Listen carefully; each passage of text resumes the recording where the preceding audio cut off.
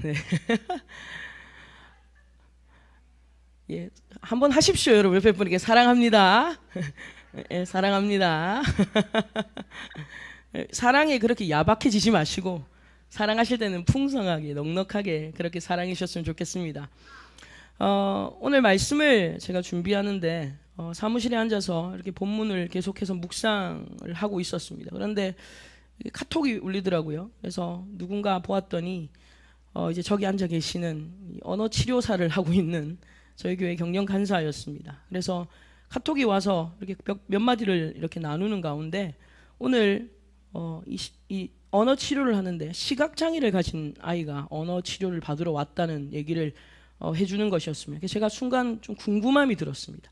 눈이 보이지 않는 아이의 언어를 어떻게 치료할까 궁금함이 들어서 제가 어떻게 치료를 하냐라고 물었습니다. 그랬더니 눈이 보이지 않기 때문에 소리나 아니면 뭐 촉각이나 이런 것들을 이용해서 아이에게 지시를 하기도 하고, 그리고 이제 눈에 보이면 이거 해봐 저거 해봐라고 이렇게 대명사를 쓸 수 있지만 눈에 보이지 않는 아이에게는 이거 저거의 의미가 없잖아요. 그러니 명사를 정확하게 지시를 해서 이렇게 치료를 해야 된다라는 얘기들을 이렇게 해주는 것을 들었습니다. 그러면서 아무래도 다른 일반 아동들보다 더 힘이 많이 듭니다. 이제 그런 얘기를 하더라고요. 그래서 그 얘기를 전해 들으면서 이 보통 일이 아니구나. 이 언어 치료, 특히 또 시각 장애를 가진 아이들의 언어 치료, 장애 아동들을 언어 치료를 하는 것이 참 쉬운 일이 아니겠다라는 그런 생각과 더불어서 또 한편으로는 이 시각 장애를 가진 아이의 마음도 좀 생각해 보게 되었습니다. 여러분, 그 아이도 얼마나 답답하겠어요. 눈도 보이지 않는데 말도 어눌하니 얼마나 살아가는데 불편함과 아픔이 있을까라는 좀 그런 안타까운 마음들이 들었습니다. 근데 참 공교롭게도 오늘 본문 또한 여러분 날 때부터 맹인이 된 사람에 관한 이야기였습니다. 한마디로 장애를 가진 사람에 대한 얘기다라는 거죠. 여러분들도 아마 여러분의 삶의 주변에 아마 우리가 쉽게 이 장애인들을 아마 우리가 만날 때 대할 때가 아마 있을 텐데, 여러분들은 장애인들을 만날 때, 좀 몸이 불편한 사람들을 만날 때 좀 어떤 마음이 듭니까? 사실 대체적으로 이 좀 장애를 가진 사람들을 만나면요, 우리가 사실 그런 사람들을 좋은 시선으로, 고운 시선으로 바라보기보다 좀 우리의 인상이 비틀어질 때가 있습니다. 인상이 좀 비틀어지기도 하고요. 혹은 이 동정심이 너무 지나쳐서 이 혀를 끌끌 차면서 마치 그 인생이 너무 불쌍한 것처럼, 마치 쓸모없는 인생이 된 것처럼 우리가 여겨버릴 때도 있다라는 겁니다. 또 어떤 사람은 이런 사람들도 있습니다. 오늘 본문에 등장하는 제자들처럼요, 과연 저 부모가 무슨 죄를 졌길래, 아니면 저 부모가 어쨌길래 아이가 저 모양이냐 하면서 제 부모를 탓하는 사람도 아마 있을 것입니다. 여러분, 이처럼 우리는 이 다른 사람들의 아픔이죠.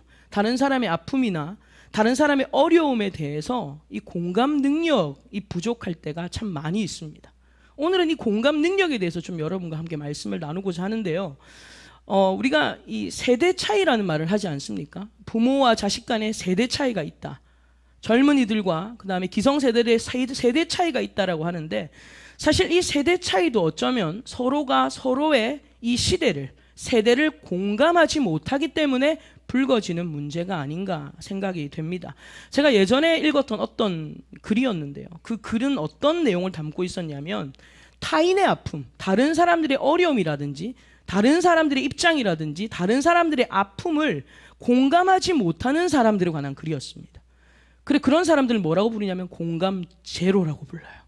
공감 능력이 없다는 거예요. 그래서 그런 사람들 공감 제로라고 부르는데, 이 공감 제로인 사람들의 특징, 유형이 어떤 사람들인가에 관한 글이었습니다. 그런데 그 그래서 가장 첫 번째, 사람들의 어떤 아픔이나 어려움이나 다른 사람들의 어떤 입장들을 공감하지 못하는 가장 첫 번째 두드러지는 특징은 어떤 사람들이냐면요, 이 사람들은요, 태어날 때부터 공감 능력이 없는 사람이에요.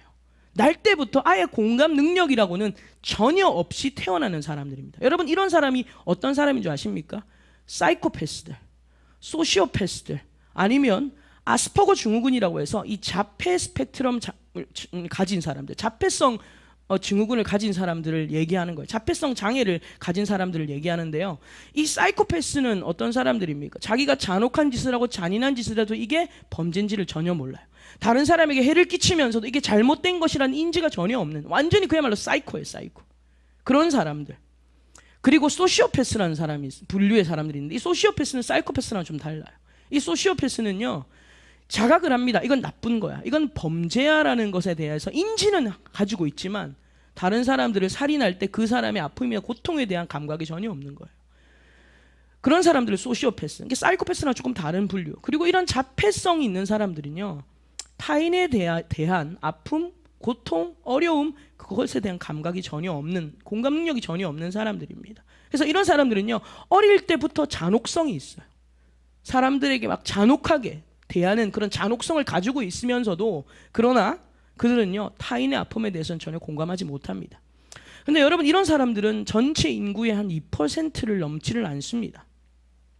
이런 사이코패스라든지 소시오패스라든지 이런 자폐성 스펙트럼에 가진 사람들은요, 인구의 전체 인구 2%를 넘지 않는다고 합니다. 그러면 이 인구의 98%는 어쨌든 천성적으로 공감 능력이 있다 없다?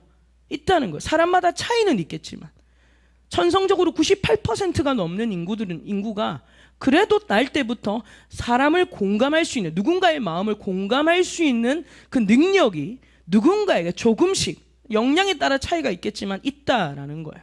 근데 그럼에도 불구하고요, 공감 능력을 가지지 못한 사람들이 또 있어요. 천성적으로는 가졌지만 그 공감 능력을 상실해버린 사람들이 있다라는 거예요. 어떤 유형의 사람들이냐면 두 가지 유형의 사람이라고 그 글이 얘기해주고 있었어요. 첫 번째가 어떤 유형이었냐면요, 너무 자기의 상처에 몰입되어 있는 사람들이라는 거예요. 자기밖에 모르는 거예요. 자기 상처에 몰입돼서 내가 세상에서 제일 힘든 사람, 내가 세상에서 제일 불쌍한 사람, 그렇게 자기에게 완전히 여러분 이렇게 몰입되어 있는 사람들은요, 다른 사람들에게 마음을 나눠줄 여유가 있을까요, 없을까요? 없는 거죠. 마음을 나눠줄 이유도 없고, 뭐 나눠주고 싶은 마음도 없고, 내가 제일 힘든 거예요, 세상에서. 내 고통이 제일 힘든 고통이고, 그래서 얘기하지 말라는 거예요. 그래서 그 글을 썼던 분이 그런 얘기를 하더라고요. 뭐라고 얘기하냐면, 박근혜 대통령이 그런 케이스라고 얘기를 하는 거예요. 어떤 심리학자가. 박근혜 대통령이 당했던 이 어렸을 때 부모님이 이렇게 살해당하는 여러 가지 일들을 겪으면서 굉장한 충격을 많이 받으셔서 한 20년 가까이를 밖에 나가지 못하고 막 그런 어려움들이 있으셨다라고 하더라고요.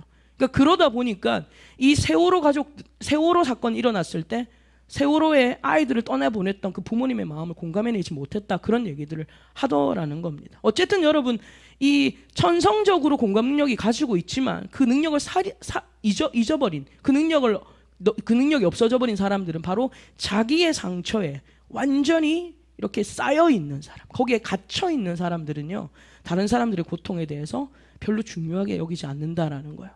그리고 또 한 부류가, 또 다른 유형은요, 이 사람이 공감 능력이 있지만 그 공감 능력을 발휘하지 못하도록 외부의 압박을 받거나 아니면 자기가 믿는 신념이 공감 능력을 짓누를 때 사람들이 공감 능력을 잃어버린다라는 것입니다. 예를 들면 이단 사상에 빠지면 그렇다는 거예요. 이해가 되세요? 이단 사상에 빠지거나 아니면 이 이슬람과 같은 집단화된 종교에 빠지면 공감 능력이 억압을 받습니다. 공감 능력이 억압을 받고 어떤 신념의 어떤 공감 능력이 억압을 받기 때문에 다른 사람의, 타인의 아픔이라든지 타인의 고통이라든지 이런 것을 느끼지 못하는 상태가 돼버린다라는 거예요. 그래서 여러분, 이단에 빠지면 이 신천지나 이런 데 빠진 사람들 보셨죠? 가족도 몰라요. 그리고 부모의 아픔도 모릅니다. 그냥 그 신념에 완전히 억압이 돼서 헤어나오지를 못하는 상태가 된다라는 거예요. 제가 예전에 신천지에 빠진 사람들이라는 그 다큐멘터리 8부작인가 되는 다큐멘터리를 쭉 다 본 적이 있는데요. 그 신천지에 빠지니까 부모도 없고 가족도 없고 다 모르면 그냥 내 신념에만 완전히 눌려서 그것으로 공감 능력을 상실해 버린 겁니다. 여러분, 공감 능력이라는 것은 너무나도 중요한 겁니다. 제가 예전에 읽은 로먼 크루즈나릭이라는 이 사람이 쓴 공감하는 능력이라는 책이 있었어요. 이 공감하는 능력이라는 책을 제가 예전에 읽었는데 그 책에서 공감 능력에 대해서 뭐라고 정의를 내리고 있냐면 이렇게 내립니다. 공감은 상상력을 발휘해 다른 사람 처지에 서보고 다른 사람의 느낌과 시각을 이해하며 그렇게 이해한 내용을 활용해 당신의 행동 지침으로 삼는 기술이다. 이걸 공감 능력이라고 정의를 내리고 있더라는 겁니다. 그러니까 다시 말하면 공감 능력이라는 것은 어떤 능력이냐면요, 다른 사람들의 처지에 서서 그 사람을 이해해 보려고 상상력을 발휘하는 거예요. 내 그래도 저 사람 입장 한번 서봐야 되겠다. 내 그래도 저 사람 마음 좀 이해해 봐야 되겠다 하면서 좋은 상상력을 발휘하는 겁니다. 그리고 그 사람의 입장에 서서 그 사람이 느끼는 느낌들, 그 사람이 바라보는 시각들을 같이 바라보려고 애를 쓰며 노력을 하는 거죠. 여러분, 이런 총체적 노력을 통해서 우리가 공감 능력이라는 것을 얻게 된다라는 거예요. 그래서 영어로 너 내 입장에 좀 대봐라, 너 내 입장에 한번 서봐라. 여러분, 이 말을 영어로도 put yourself in my shoes라고 해요. 너 자신을 내 신발 위에 좀 세워봐라, 그런 뜻이에요. 그러니까 그 사람의 입장이 돼본다는 것은요, 그냥 멀리서 쳐다만 보는 게 아니라 그 사람 신발 위에 서서 그 사람이 바라보는 것을 함께 바라보고 그 사람이 생각하는 감정들을 함께 생각해 보려고 노력하는 이 상상력을 발휘하는 것을 바로 이 공감 능력이라는 것이고, 이 공감 능력이 그렇게 길러진다라는 것입니다.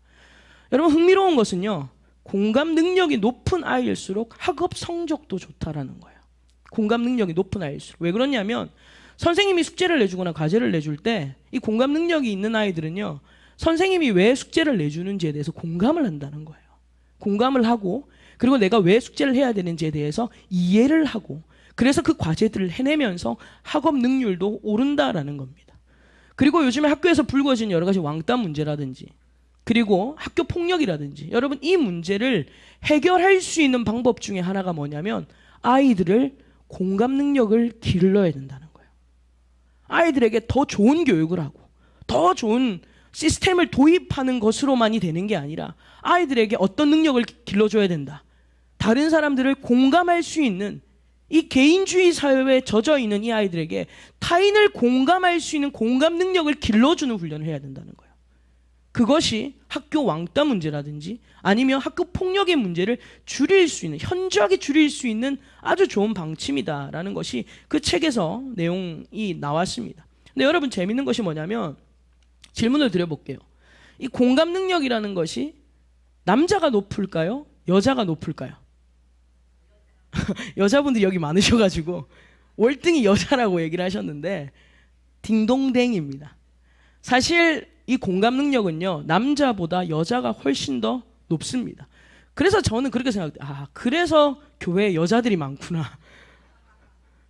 정말 그런 것 같아요. 이 남자들은 좀 사실 상대적으로 공감 능력이 좀 떨어지는 건 같습니다. 제가 여자라서 여자 편을 드는 건 아니고요. 그래서 왜 아이들이 보면 어머니와 좀 더 친밀하죠.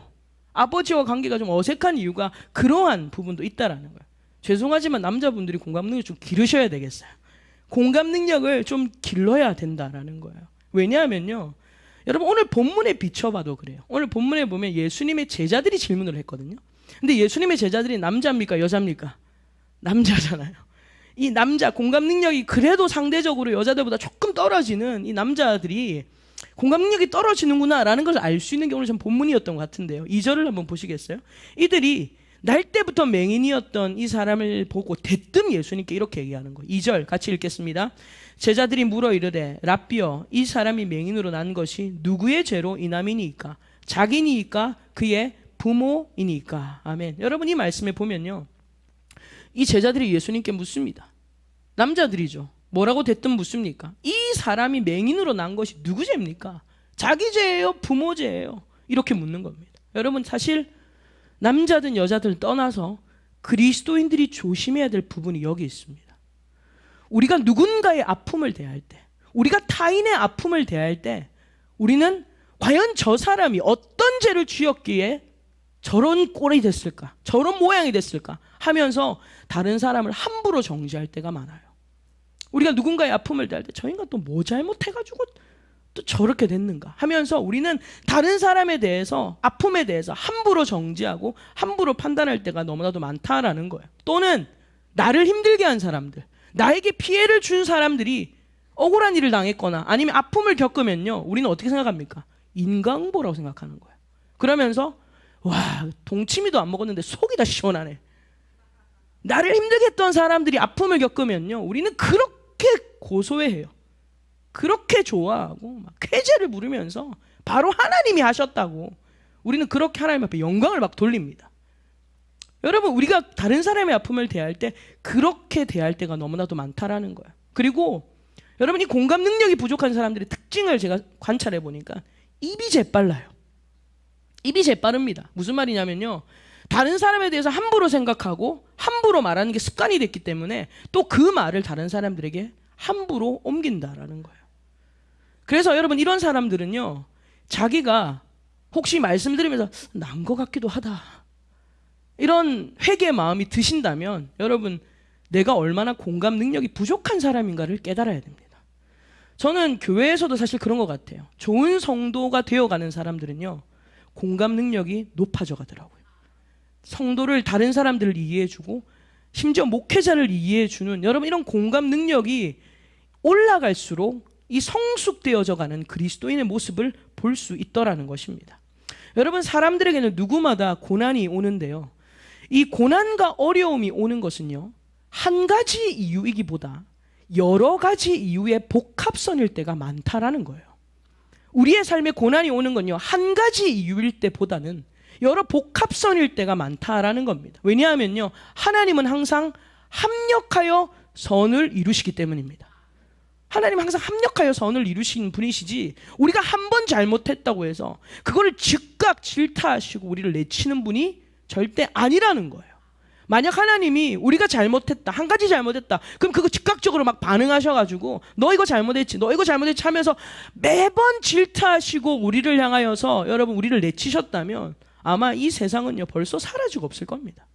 이 세상은 벌써 사라지고 없을 거예요. 그런데 그럼에도 불구하고 우리는 다른 사람들에게 고난을, 다른 사람이 당한 아픔을 우리는 너무 쉽게 한두 가지 이유로 속단해버리고 치부해버리고 정지해버릴 때가 너무 많은 거예요. 다른 사람이 아픔을 당하는 걸 보면서 저 사람 저것 때문에 그럴 거야, 저 사람 이것 때문에 그럴 거야 하면서 다른 사람의 아픔에 대해서 너무 쉽게 속단하고 정지하고 치부해버릴 때가 많다라는 겁니다. 그러나 어떤 아픔과 어떤 고난이든요, 사실 한 가지 이유만으로 우리의 삶에 찾아오는 것은 없습니다. 그래서 여러분, 우리의 삶 가운데 고난이 올 때, 우리의 삶 가운데 여러 가지 아픔이 올 때에는 여러분, 너무 쉽게 좌절하거나 낙심하지 마십시오. 하나님은 반드시 합력하여 뭘 이루신다? 선을 이루신다. 이것이 우리의 믿음이 되어야 될 줄로 믿습니다. 근데 고난이 왔다고 해서 하나님 또 나 이거 책망하시나 저거 책망하시나 하면서 너무 쉽게 좌절, 절망, 여러분, 이런 것으로 빠지지 말라는 거예요. 물론 주님께서 고난을 통하여 우리의 죄를 드러내시기도 하고 고난을 통하여 우리에게 무언가를 말씀하시기도 하시지만 그것만이 전부는 아니다라는 거예요. 그러니 너무 쉽게 절망, 좌절하지 말고 모든 것을 합력하여 선을 이루실 하나님을 바라봐야 될 줄로 믿습니다. 여러분, 이 제자들의 공감 능력이 떨어진 질문들 앞에 예수님이 뭐라고 대답합니까? 이런 정신 나간 놈들, 이런 나쁜 놈들, 주님 그렇게 하지 않으시고 주님께서 3절에 이렇게 대답하십니다. 같이 3절 읽겠습니다. 예수께서 대답하시되 이 사람이나 그 부모의 죄로 인한 것이 아니라 그에게서 하나님이 하시는 일을 나타내고자 하심이라. 아멘. 할렐루야. 여러분, 예수님 뭐라고 말씀하세요? 아니야, 누구의 죄 때문이 아니라 누군가의 어떠한 하나의 문제가 아니라 결국 합력하여 선을 이루실 하나님이 나타나시기 위함이다 라고 그렇게 대답을 하시는 거예요. 여러분, 저와 여러분들 이 예수님의 공감 능력을 본받기를 주님의 이름으로 축원합니다. 우리는 예수님의 공감 능력을 본받아야 돼요. 왜냐하면요, 예수님은요, 길에 지나가실 때도 그냥 아무에게 그냥 마음을 안 주는 분이 아니라 길에 지나가시다가 조금 어려운 사람들, 그 다음에 병에 걸린 사람들, 사람들이 깊이 여기는 나병 환자들, 한센병자들, 여러분, 이런 사람들까지도 예수님은요, 그들에게 불쌍히 여기셨고 그들을 측은히 여기셨고 또 예전 성경 보면 민망히 여기셨다, 이런 표현들도 나와요. 예수님은 무리들을 바라볼 때 항상 불쌍히 여기셨어요. 항상 측은히 여기셨고 항상 안타까워하는 마음이 이 예수님께 있었다라는 것입니다. 왜냐하면 예수님은요, 그들의 외모가 아니라 그들의 마음을 깊이 공감해 주셨기 때문이라는 거예요. 여러분, 우리가 잘 아는 이 선한 사마리아인의 비유가 누가복음 10장에 있습니다. 우리가 그 사건을 한번 살펴봤으면 좋겠는데요. 누가복음 10장 25절에서 37절의 말씀을 먼저 함께 읽겠습니다. 누가복음 10장 25절에서 37절. 제가 가진 성경은 신약 성경 110페이지입니다. 누가복음 10장 25절에서 37절 같이 읽습니다. 어떤 율법 교사가 일어나 예수를 시험하여 이르되 선생님 내가 무엇을 하여야 영생을 얻으리이까? 예수께서 이르시되 율법에 무엇이라 기록되었으며 내가 어떻게 읽느냐? 대답하여 이르되 내 마음을 다하여 목숨을 다하여 힘을 다하며 뜻을 다하여 주 너의 하나님을 사랑하고 또한 내 이웃을 내 자신같이 사랑하라 하였나이다. 예수께서 이르시되 내 대답이 옳도다. 이를 행하라 그러면 살리라 하시니 그 사람이 자기를 옳게 보이려고 예수께 여짜오되 그러면 내 이웃이 누구니이까? 예수께서 대답하여 이르시되 어떤 사람이 예루살렘에서 여리고로 내려가다가 강도를 만나매 강도들이 그 옷을 벗기고 때려 거의 죽은 것을 버리고 갔더라.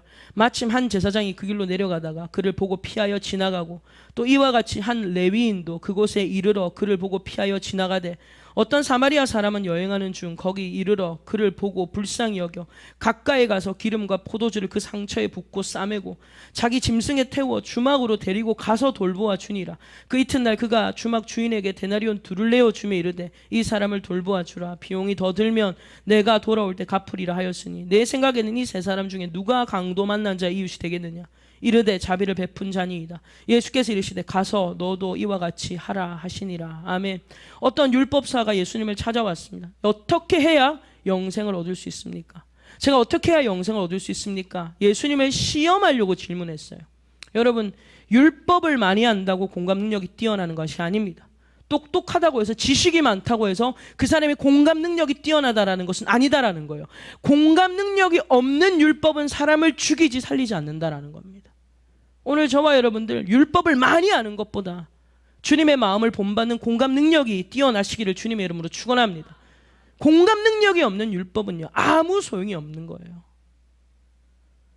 여러분 그때 예수님께서 그 사람에게 묻습니다. 율법에 뭐라고 적혀 있더냐?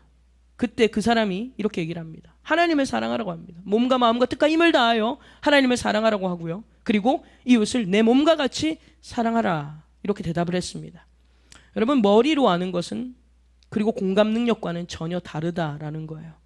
그때 예수님께서 이 율법사에게 선한 사마리아인의 비유를 드시는 거죠. 여러분 이 사건에 대해서 우리 너무 많이 들었기 때문에 잘 알지 않습니까?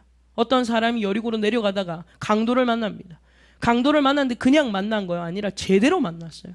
있는 거 다 뜯기고 완전히 죽기 일보 직전까지 맞아서 거의 죽은 사람처럼 내버려졌습니다. 그리고 그 사람 곁을 3명이 지나갑니다. 누가 지나갑니까? 제사장이 지나갔고요. 그리고 레위인이 지나갔고요. 그리고 무명의 사마리아인이 지나갔습니다. 여러분 이들의 차이는 다른 것에 있지 않습니다. 아무리 성경을 많이 아는 제사장이라고 해도 교회에서 봉사 헌신 잘한다고 소문난 레위인이라고 해도 공감 능력이 없으면 아무 소용없다는 거예요. 여러분 이 자리에 앉아서 성경 지식 쌓으면서 아무리 예배를 드려도 그리고 여러분들이 교회에서 둘째가라면 서러울 정도로 구석구석 다니면서 교회 봉사해도 공감 능력이 없으면 소용이 없다는 거예요. 그들은요 똑같은 행동을 했습니다. 어떤 행동을 했습니까? 여러분 보십시오. 31절에 마침 한 제사장이 그 길로 내려가다가 그를 봤어요. 그런데 어떻게 합니까? 피하여 지나갔더라. 32절에 또 이와 같이 한 레위인도 그곳에 이르러 그를 봤어요. 그런데 어떻게 하더라? 피하여 지나갔다는 거예요. 피하여 지나갔다라는 겁니다. 그런데 33절에 보면 어떤 사마리아인, 무명의 사마리아인, 이름도 없는 여러분 그 사마리아인은요 그 사람을 동일하게 봤습니다. 그런데 33절에 그를 보고 피하여 지나가대가 아니라 그를 보고 어떻게 했더라? 불쌍히 여겼다라는 거예요. 이게 공감 능력이에요, 여러분. 이것이 공감 능력입니다. 우리가 상대를 바라볼 때, 누구를 바라볼 때 우리의 마음에 이 불쌍히 여기는 마음, 긍휼히 여기는 마음, 이 무언가 마음에 꿈틀거림이 있는 것, 여러분 이것이 바로 공감 능력이라는 거예요. 제가 우리 청년들에게 지난주 제가 너무 아프고 나서 막 아픈 내색을 했습니다. 막 기침도 더 하고. 근데 우리 청년들이 공감 능력이 없는 것 같아요. 저한테 뭐라고 하냐면 아니 그렇게 아팠는데 살이 왜 안 빠졌냐고 그래. 그래서 제가 정말 이 때려 죽일 것들 목사님 괜찮으세요? 이런 얘기도 하기 전에 신기하다. 그렇게 아팠다는데 왜 살은 하나도 안 빠졌냐고 뻔뻔하게 저한테 그 얘기를 하는데 정말 제가 강도가 되고 싶었습니다. 때려 죽이고 싶었어요. 여러분, 이 공감 능력이 있어야 돼요. 아프다 그러면 어이구 아팠냐고, 어이구 고생했다고 이렇게 먼저 좀 얘기하십시오. 뭐 살이 안 빠졌냐 이런 얘기는 좀 하지 마시기 바랍니다. 그건 공감 능력 아닙니다. 여러분, 공감 능력이 왜 중요하냐면요, 공감 능력은 우리의 인격입니다. 저와 여러분들의 인격의 수준을 뭘로 비례할 수 있냐면요, 공감 능력으로 비례할 수 있어요. 그 사람이 영혼을 바라볼 때, 또한 어려움에 겪은 사람들, 고난 가운데 있는 사람들을 대하는 모습을 보면요, 그것이 바로 그 사람의 인격이라는 것을 알게 됩니다. 다른 사람의 아픔을 보면서도 아무런 감정 없이 함부로 얘기합니다. 아무런 감정 없이 나랑 상관도 없는 사람인데 내가 굳이 그렇게까지 해야 되냐 하면서 보고도 피해버리는 모습이 사실 우리에게도 존재한다라는 거예요. 여러분, 바울은 우리에게 이렇게 얘기합니다. 로마서 12장 15절에 보면요, 즐거워하는 자들로 함께 즐거워하고 우는 자들로 함께 울라. 그게 무슨 말입니까? 공감 능력이 너무 중요하다라는 거예요. 신앙생활은 공감 능력이라는 거예요. 공감 능력이 너무나도 중요하다라는 겁니다.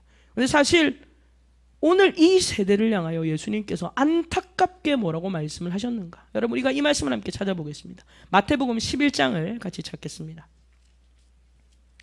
마태복음 11장 15절에서 17절의 말씀입니다.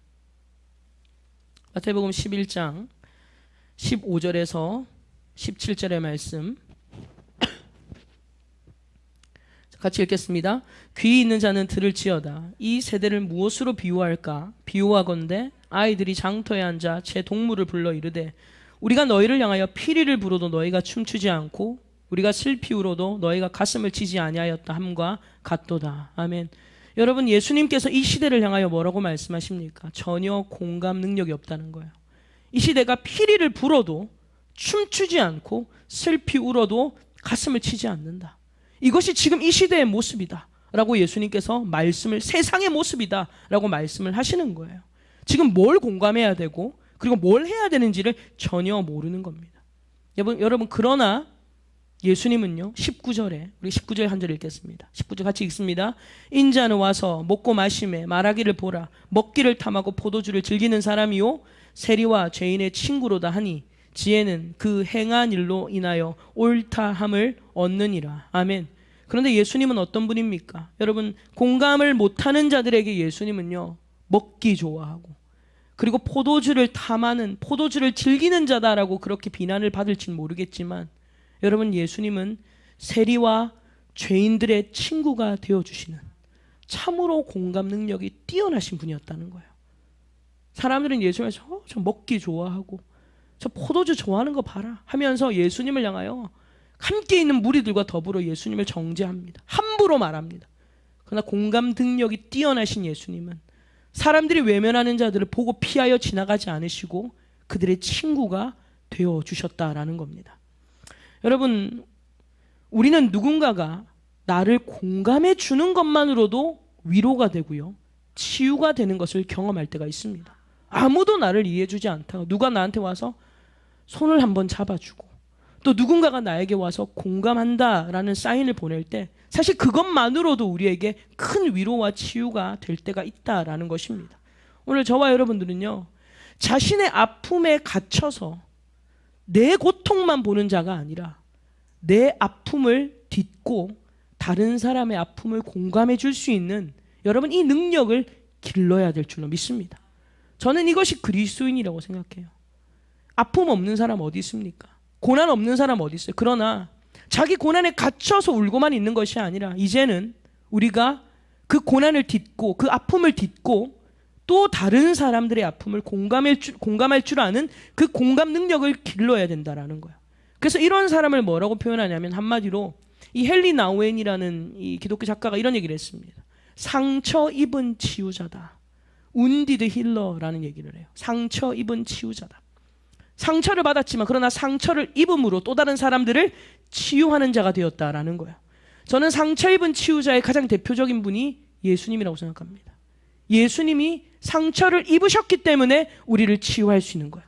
당신이 아파 보셨기 때문에, 당신이 질고를 져 보셨기 때문에 우리의 아픔을 아시는 거예요. 우리가 마지막으로 이사야 53장의 말씀을 같이 찾아서 읽겠습니다. 우리가 잘 아는 말씀이지만 우리가 지금 이 렌트라고 하는 이 사순절을 보내는 가운데 예수님의 고난을 좀 더 많이 묵상할 수 있었으면 좋겠는데요. 이사야 53장 3절에서 5절을 읽겠습니다. 1034페이지입니다. 제가 가진 성경은요, 구약 성경 1034페이지, 이사야 53장 3절에서 5절. 우리 같이 한 절 한 절을 마음에 담으면서 읽습니다. 그는 멸시를 받아 사람들에게 버림받았으며 간고를 많이 겪었으며 질고를 아는 자라. 마치 사람들이 그에게서 얼굴을 가리는 것 같이 멸시를 당하였고 우리도 그를 귀히 여기지 아니하였도다. 그는 실로 우리의 질고를 지고 우리의 슬픔을 당하였거늘 우리는 생각하기를 그는 징벌을 받아 하나님께 맞으며 고난을 당한다 하였노라. 그가 찔림은 우리의 허물 때문이요 그가 상함은 우리의 죄악 때문이라.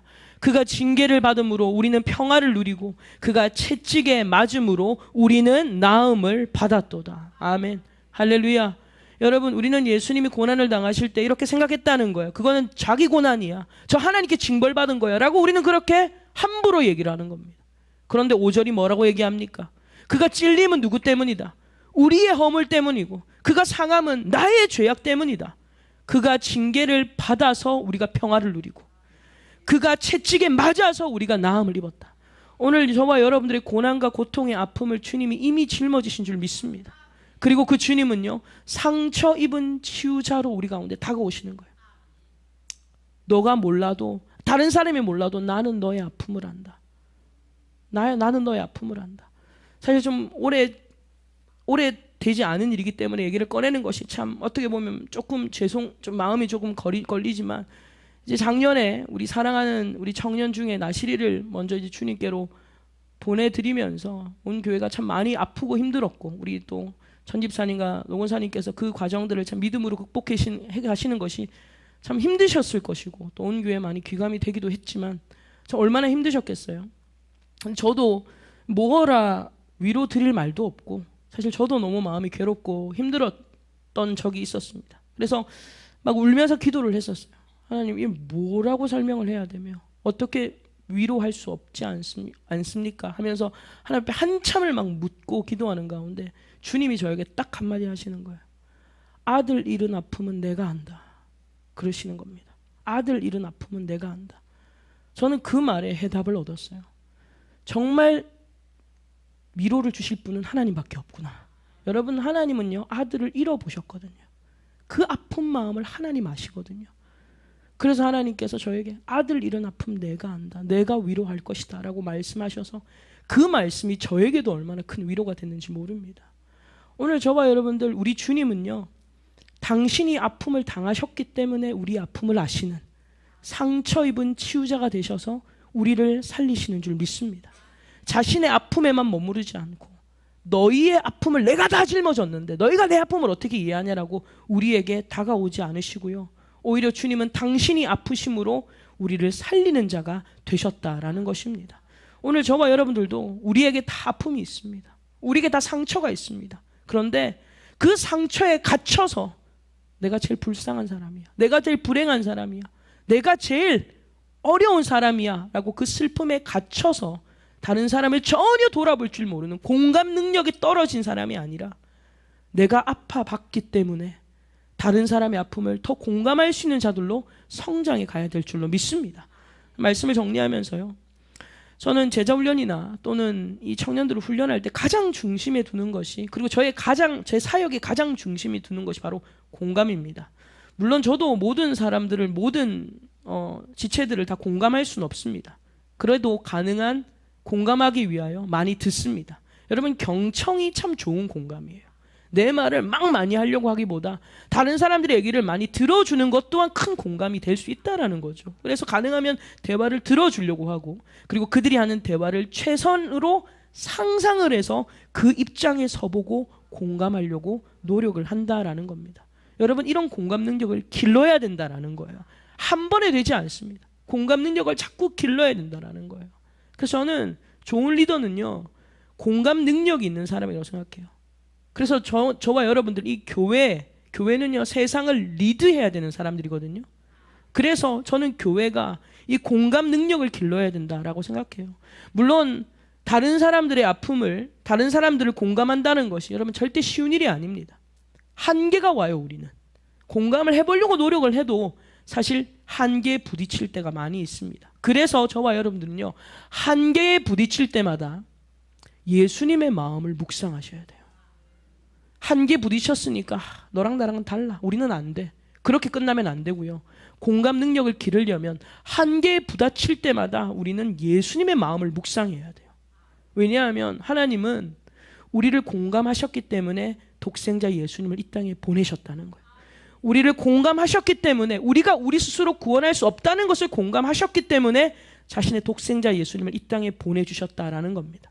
여러분, 이 하나님의 마음을요, 그 넓이와 길이와 높이와 깊이를 묵상하면 할수록 우리의 공감 능력의 넓이와 길이와 높이와 깊이도 늘어나는 은혜가 있을 줄로 믿습니다. 함께 기도하겠습니다.